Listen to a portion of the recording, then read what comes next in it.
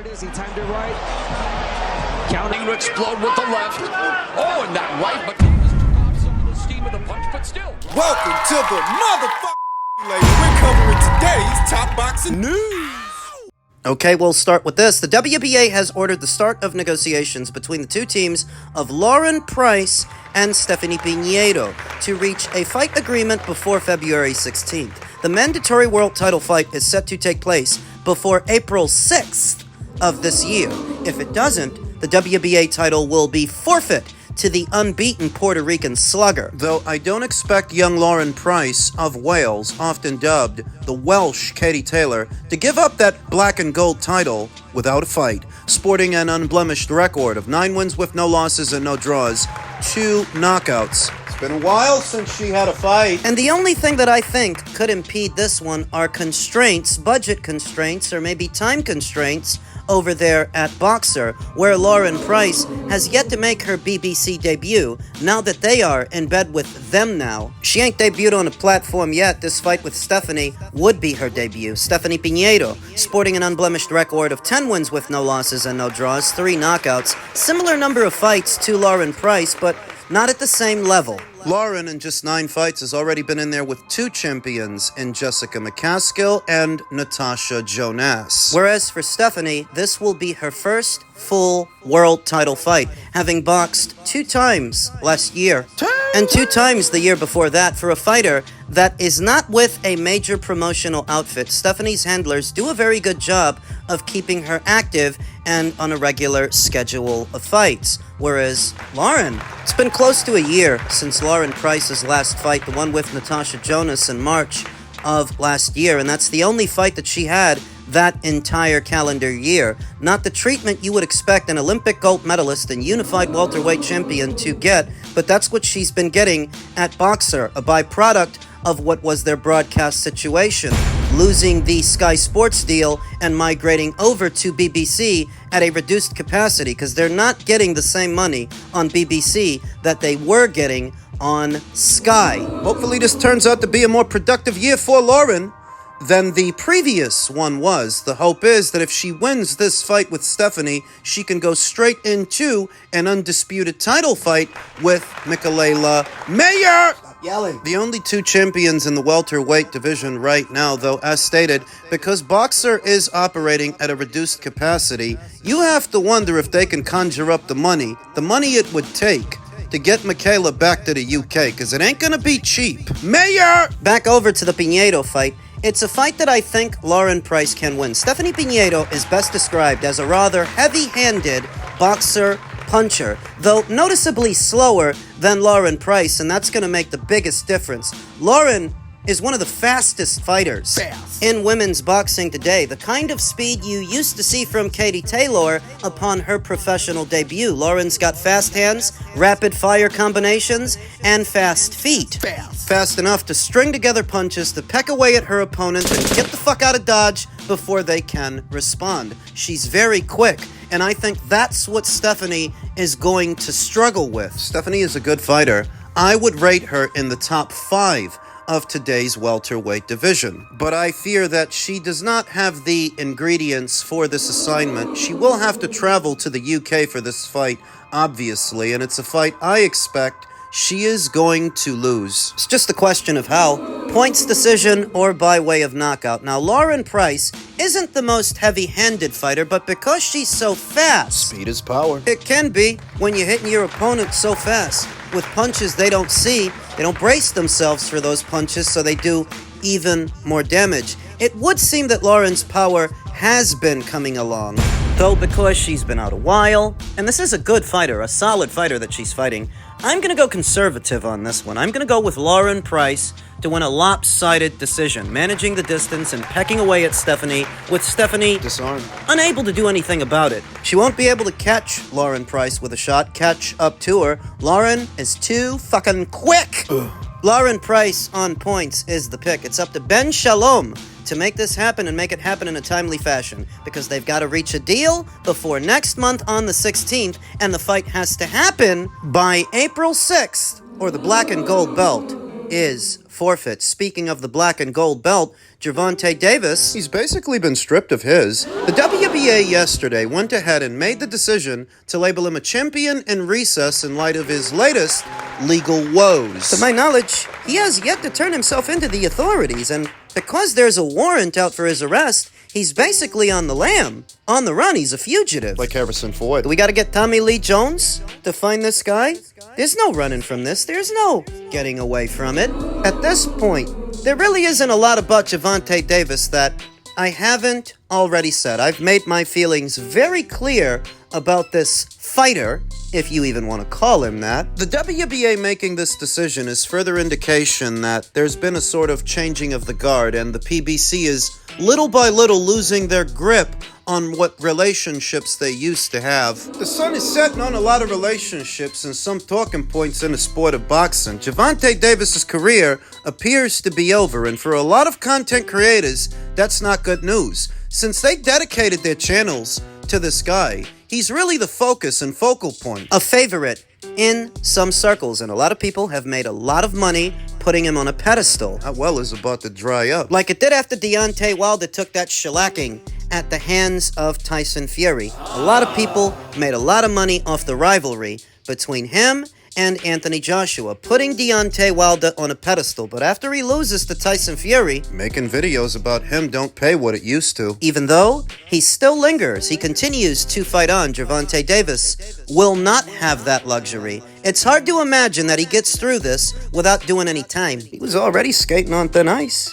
3 years probation, then you're gonna go to this girl's job and slap her up with the cameras rolling? Video footage that corroborates the egregious nature of this incident. He's gonna do some kind of time. It's just a question of how much or how little, but however long it is, I think it'll be enough that this guy's done in boxing. He's finished. The WBA title and what happens to it are the least of his worries now. For all those content creators that were pumping out video after video after video propping up this guy, they better find somebody else to talk about, and I don't know if they can, because they're not real boxing fans. They don't follow world boxing at a time where the sport is more international, more global than it's ever been. They choose to stay local, and that's worked for them. Maybe they can start making videos about Floyd Schofield, since he is set to become WBA champion now. Floyd Schofield, reacting to the news that Gervonta's been made a champion in recess, took to his social media and said, "Thank you, WBA.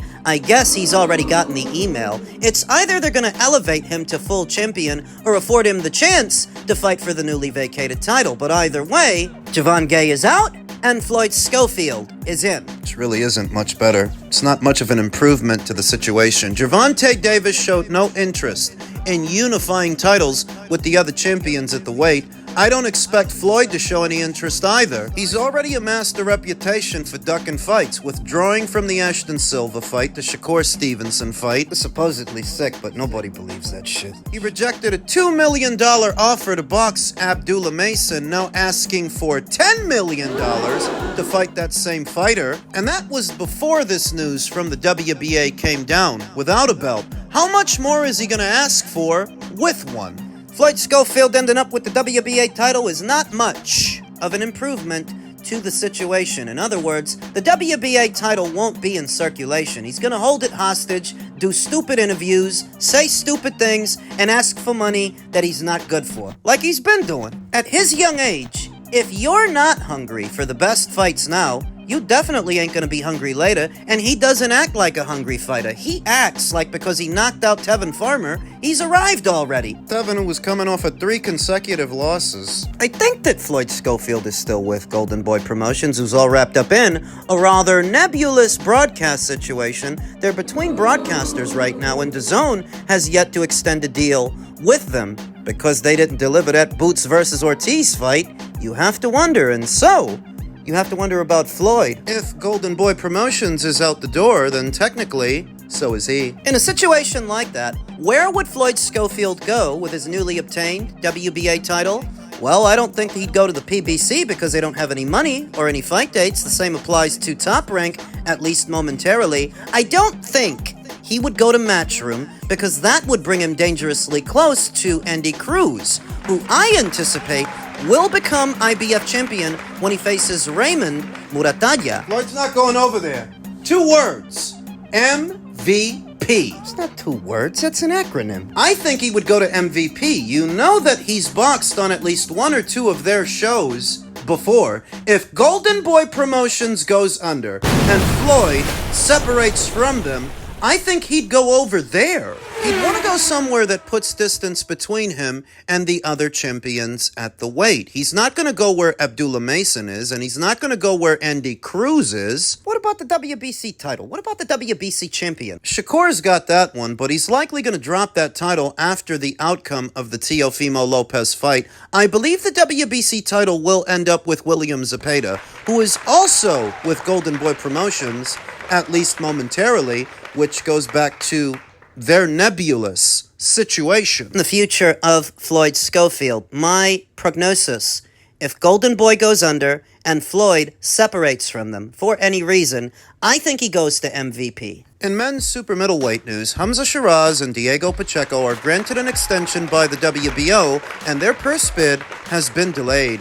Hamza Sheeraz and Diego Pacheco have been granted additional time to come to terms for their ordered WBO super middleweight title fight. Sanctioning body officials confirmed on Friday that a purse bid hearing previously scheduled for Monday is now designated to take place on January 30th at the end of this month. WBO President Gustavo Olivieri informed Boxing Scene and other outlets that an extension requested by Matchroom was not met with any objection by Queensberry Promotions, Shiraz's promoter of record, and so this would be another Matchroom versus Queensberry kind of deal. You remember the Matchroom versus Queensberry tournament and how Queensberry basically swept them. The additional 11 days can either provide both sides with enough time to finalize the attractive matchup or allow Shiraz's side to further explore a similar offer to challenge for the WBC title. That one would be against Christian Mabili. England's Shiraz is currently in negotiations with Pacheco for the WBO title,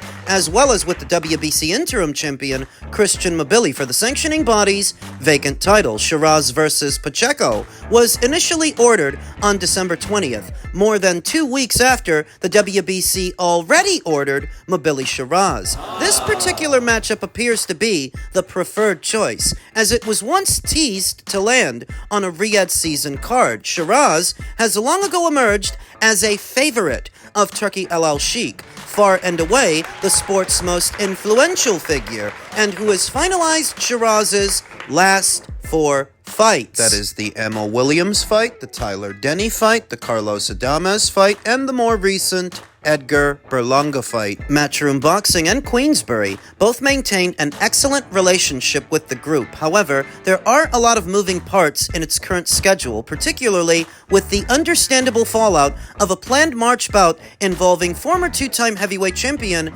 Anthony Joshua. Shiraz suffered his first career blemish in 2025, a 12-round draw with WBC 160-pound champion Carlos Adames last February 22nd. In Riyadh, the fight turned out to be his last as a middleweight. He made a splash in his super middleweight arrival with a 5th-round knockout of Brooklyn's Edgar Berlanga last July 12th, on the road in Queens, New York. A strong arrival because that's the same Edgar Berlanga who went the distance with Canelo, but he could not go the distance with Hamza Sheeraz. So that does say something about Hamza's stopping power. Think he can stop Diego? For all of his drawbacks, I still think Diego Pacheco is by and large a better boxer than Edgar. Diego went 3-0 in his 2025 campaign, going the distance in each of his last 3 fights. The journey began with a 12-round UD over unbeaten Steven Nelson last January in Vegas. He then went through the motions in a dull affair versus Trevor McCumbee, who he outpointed on July 19th in Frisco, Texas. Pacheco then capped the year with a hard-fought decision win over unbeaten Kevin Lele Sajo. However, he had to survive a knockdown to prevail in their December 13th DAZN headliner in Stockton, California. Absent a last-minute agreement being secured, the fight will become eligible to all WBO registered promoters. A minimum of $300,000 purse bid is required to validate the session. The winning amount will be split evenly, 50-50 between the two, or 60-40 in favor of the visiting fighter should the bout land in the other's home country. The only two interested parties in this fight would have to be Frank and Eddie. If it were to go to a purse bid, I imagine they'd be the only ones bidding on that fight, short of His Excellency. Though it may not come to that, they have a rather amicable working relationship, especially now that they're both on the same platform. So there's no reason they shouldn't be able to get through these negotiations smoothly. The preferred opponent for more reasons than one. Diego boxes on DAZN, and so does Hamza, so I'm sure they're happy with it. And Diego's been looking less than dynamic his last 3 fights. To Hamza Shiraz, he would appear the more beatable opponent of the two between him and Christian Mabili. He's got the same opportunity with the WBC that he has with the WBO, so why go with the WBO? Makes for a more winnable fight. Diego got dropped on his ass in his last fight. Christian Mabili, stylistically, could be a nightmare for Hamza Shiraz, for any tall, rangy fighter that needs room to work, that likes to keep distance between himself and his opponent. Christian won't give you that. He's going to crash the pocket, crowd you, and throw punches and bunches. And, he's not going to stop. He's going to do that all 3 minutes of the round, all 12 rounds in the fight. Physically exhausting, that could make for a hard night's work. Whereas with Diego, you can fight at a slower pace, more controlled, more measured, and just as well, Diego makes for a bigger target.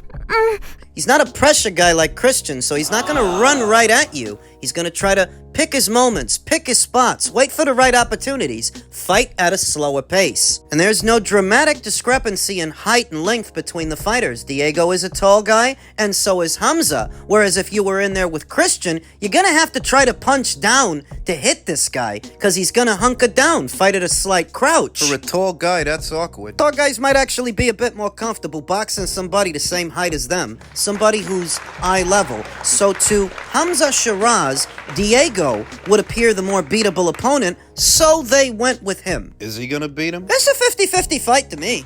I know that Diego has looked less than dynamic in his last 3 fights, but would Hamza Shiraz have looked any better against Kevin Lele Sajo than Diego did? You could say that Diego looked human against Steven Nelson, but Hamza looked human with Carlos Adames. I'm not telling you that Hamza's bad. I'm telling you that Diego isn't half bad either. And to me, this is a 50-50 fight. Now, maybe, you could give the edge in power to Hamza. He does seem a more explosive fighter than Diego. But what's that based on? Knocking out Edgar? Edgar sucks! I feel so inclined to give Hamza Shiraz the edge in power, but I give Diego the edge in experience, at least at this weight. Hamza's only had 1 fight as a super middleweight. Diego's been here the whole time. He's more used to boxing other super middleweights. This is a great fight. It is. And I think the winner of it is going to get Canelo in September, especially